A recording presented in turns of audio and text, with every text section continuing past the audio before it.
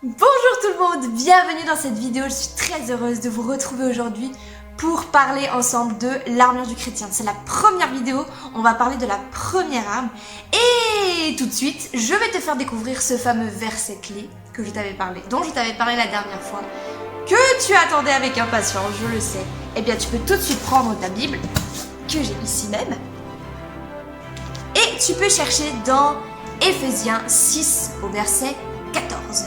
Alors c'est dans le Nouveau Testament et c'est l'apôtre Paul qui nous parle, parce que oui, c'est l'apôtre Paul qui nous parle de cette armure du chrétien et qui nous la détaille. Tenez-vous donc prêts. Tiens-toi prêt. Ayez la vérité comme ceinture autour de la taille. C'est le premier verset, c'est la première chose qu'on va voir. Tu l'auras deviné. Première arme. La ceinture, oui, la ceinture, c'est la première arme qui est évoquée dans le verset de Paul. On va se poser quelques petites questions quand même. Ouais, t'inquiète, ça va bien se passer. Première question, de manière générale, une ceinture, ça sert à quoi?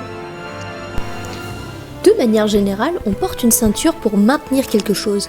Un pantalon, généralement. Ouais, c'est un bon exemple, ça. Pour éviter, pour éviter qu'il tombe quand on marche. Hein, n'est-ce pas? Si ton pantalon tombe pendant que tu es en train de marcher ou de courir, eh bien, tu vas te casser la binette. Intéressant, non?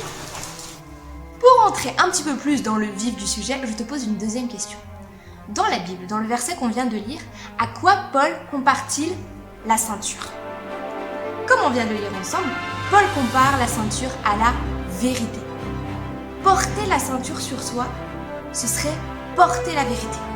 Donc, comme la ceinture te permet de ne pas te casser la figure en marchant, porter la vérité sur toi te permettrait de ne pas te casser la figure dans la vie. Note-le, je pense que c'est très important. Tu vas me dire, Kelly, c'est bien. D'accord, la ceinture, ça me permet de ne pas me casser la figure.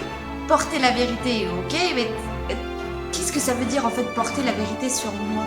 Comment est-ce que je peux mettre ça en pratique dans ma vie de tous les jours? Très bonne question, l'ami.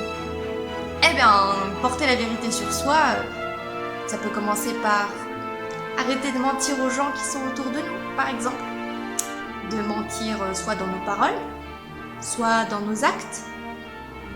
Tu vois ce que je veux dire ou pas? On est d'accord, dire la vérité, c'est pas la chose la plus simple au monde. Je suis la première à le dire. Quand on dit pas la vérité, on se fait pas gronder, pas de représailles, mais surtout, on fuit nos responsabilités. Mais si tu passes ta vie à mentir, crois-moi, un jour ou l'autre, tu vas te faire rattraper par la vérité. Si tu passes ta vie à mentir, si tu ne portes pas cette ceinture autour de ta taille pour te maintenir dans la vérité, tu vas avoir du mal à marcher dans la vie. Tu vas tomber et tu vas même te faire très très mal. Alors pour éviter ça, suis le conseil de Paul. Prends la ceinture et mets-la autour de ta taille afin qu'elle te maintienne toujours dans la vérité.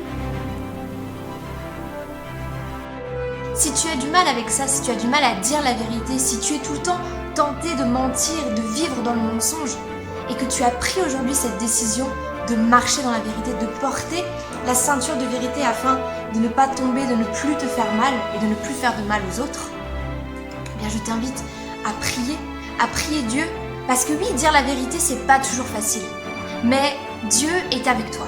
Dieu combat à tes côtés et je te conseille en tout cas de prendre du temps pour prier pour ça. Demande à Dieu de l'aide, demande à Dieu de t'aider à marcher dans la vérité.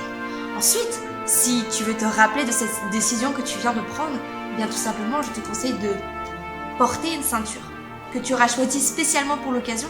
Tu la porteras quotidiennement sur toi et dès que tu seras tenté de mentir ou de passer par le mensonge pour fuir quelque chose, tu regarderas cette ceinture et tu te rappelleras de cette décision que tu as prise de marcher dans la vérité, de toujours marcher dans la vérité. Alors, tu peux te prendre une ceinture comme moi, tu vois, c'est une vieille ceinture que j'ai trouvée chez moi, ou alors tu peux en fabriquer une avec un vieux bout de tissu que tu auras cousu ou que tu auras même customisé et que tu noueras autour de ta taille, tout simplement. Garde cela dans ton cœur, vraiment. Que ces paroles restent gravées, que cette vérité puisse être toujours nouée à ta taille, toujours attachée à toi, que tu puisses porter tout au long de ce combat, tout au long de ta vie, cette ceinture cette vérité sur toi. Et sur ce, je te dis à très très très bientôt pour une prochaine vidéo pour parler de la prochaine arme. Je ne te dis pas non plus laquelle c'est, suspense, suspense comme d'habitude. Et je te fais des gros schmoots en attendant et prends bien soin de toi.